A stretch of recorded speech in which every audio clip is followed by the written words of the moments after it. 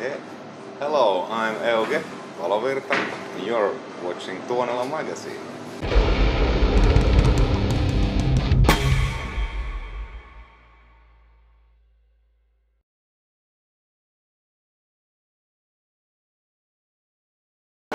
Originally the first time when I started it was like 10 years ago probably, and I actually some of the songs are from that period. It's just a couple, and but then I was asked to join Shining, a lot of touring albums, and then we did the latest. So, and I don't know if the last God's Plague album. I mean, we've been on a hiatus for several years now.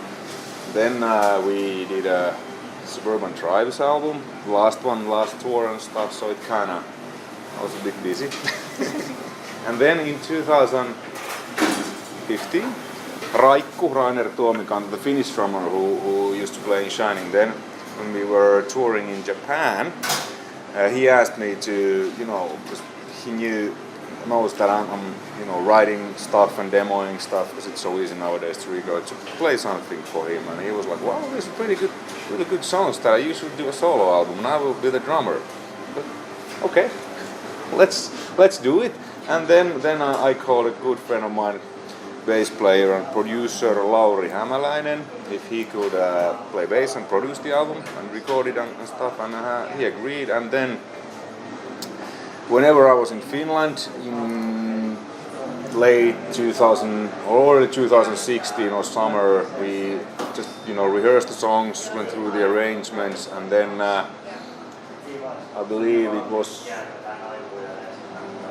don't actually remember, but then the drums were recorded first, like 2016 maybe, or 2015, I don't remember anymore. But anyways, and then whenever I was again in Finland, because I don't live here as we spoke, so then we just recorded like a few tracks whenever I was here, and the vocalist came and stuff. So the album was recorded actually by the end of 2016 or early 2017, and now finally earlier this year we decided that okay, now it's good time. The Cyhra album was released last October, and there's like space now where we could mix the album and release it, and so now it will be released next Friday, August 24th. Yeah, so 3 singles have been released now during the first one was in January, and now then after every couple of months we've been putting out one song now.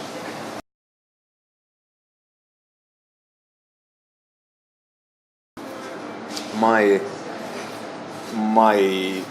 what I am as a player, that was my goal to show, because I've been playing in a lot of different bands, from suicidal black metal to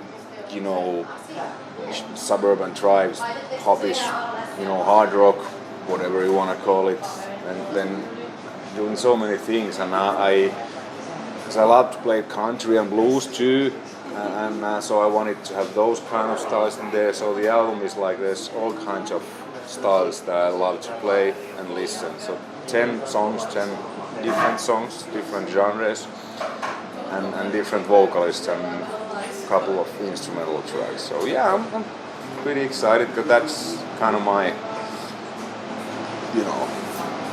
well, it's a solo album.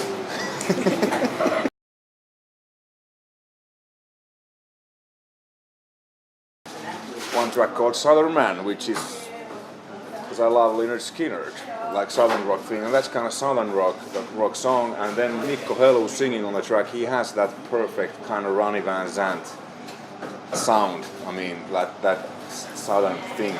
And I asked him, and he said, yeah, sure. And then the only thing I required was that I'd like to have that kind of Ronnie Van Zant thing in a chorus. And he did it, and I was like, this is perfect. And it was the same with other songs. So on the first single, the Feed the Fire, I wanted to have the well, it's Niko Hartonen from God's Plague, so I wanted to have that. It's kind of this like Black Label Pantera, power groove song. So I wanted to have that kind of Niko's style, which is close to Mike Patton and Phil Anselmo. So I just kind of heard in my head what kind of vocalist I wanted, and luckily they all said yes. I've written one song for God's Plague that I wrote the lyrics and it's called Super Satan. So it's kind of tongue-in-cheek about worshipping Satan. So those are my lyrics. So I mean, some of the lyrics, I had like an idea what it should be about, like Feed the Fire. It's basically about me. It's about playing guitar, and so I just like said to Nico that you know me, just write something hopefully in a positive way. No, so because I'm not that good, and I'm not actually that interested. I mean, to some people lyrics are really important. I mean, I guess Bruce Springsteen is my all-time favorite. Those lyrics I really listen to, and I know them back and forth. But most of the stuff, I mean, and well, Cyhra's lyrics I know only from the choruses because I sing backing vocals. But other than that, I don't know.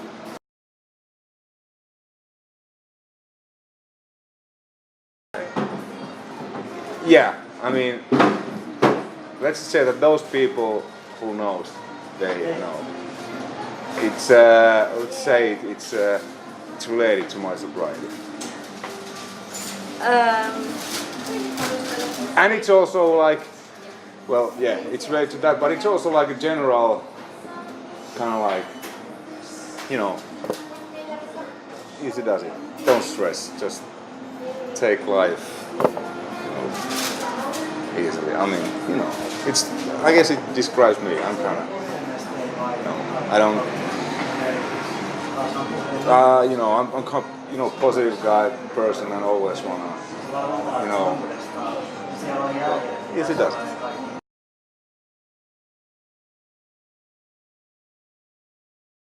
Yeah, I mean, as I play every day, I'm kind of addicted to that thing. It's just something I love, and I just noodle home, and then something comes up like, whoa, that's cool, let's record it, or then I listen to some, bands or music or guitar players and got like, what the fuck did the guy did there, and gotta go get my guitar and learn that lick, and then before I realized I created something on my own, like John 5 track from my solo album. It's John 5 is one of my favorite guitarists, and I was actually trying to remember how one John 5 song would go. Then when I heard the song, I realized that no, it doesn't go like this, but I have created something on my own, but that was inspired by John 5, and it was just a working title. But since it's instrumental, then I decided that, well, that's actually a good story, so why would I change? Because the song actually started me listening to John 5 and trying to figure out how one of his songs go, and then I was like, well, it doesn't go like this, but I guess I have my own song now, which is called John 5.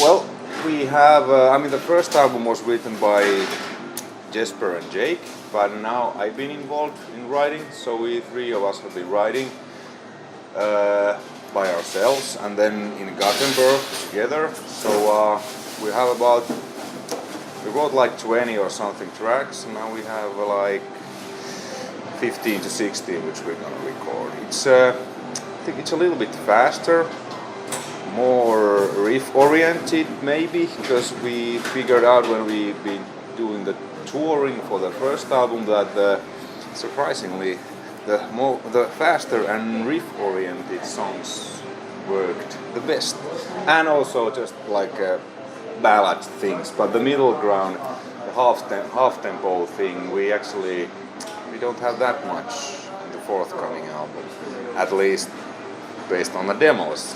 Everything can happen in the studio when we decide, yeah, let's do this like this, but at least for now it's a little bit in general like maybe faster and more riff oriented.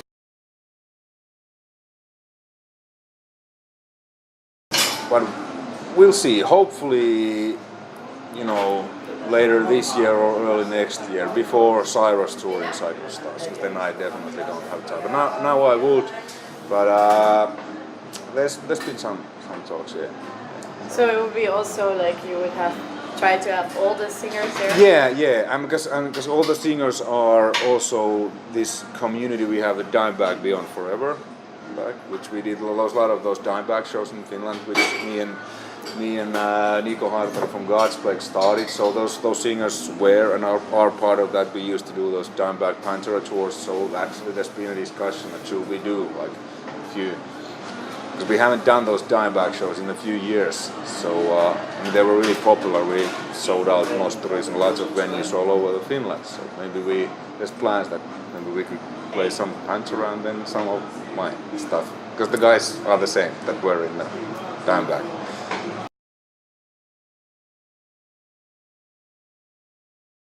I still have a letter from Vinnie Paul on my wall. He wrote me a handwritten letter because when we did the Dimebag shows, he watched them from YouTube. And this one day I got this letter from FedEx. What is this then? And like, hi Finland, hi Euge, I'm really glad what you're doing, my brother. Keep Dimebag, Dimebag being Vinnie Paul. I was like, what the fuck? Vinnie fucking Paul, a handwritten letter. He has seen our shows and he appreciates that. He actually went to the shows? No, YouTube clips or something. So and then I'm really glad that you're keeping my brother's spirit alive and keep great work, dudes. And then I showed it to the guys like, dude, fucking got a letter from Dimebag. We must have done something right. So and it was always we didn't get any money. All the money we gave to this crime service. So it was a charity thing also. So and now since Vinnie passed, I guess we should do them. Now you should change the name as well. Yeah, Dimebag and Vinnie Paul forever. And we need to do a new background. What's the backdrop? Backdrop, yes.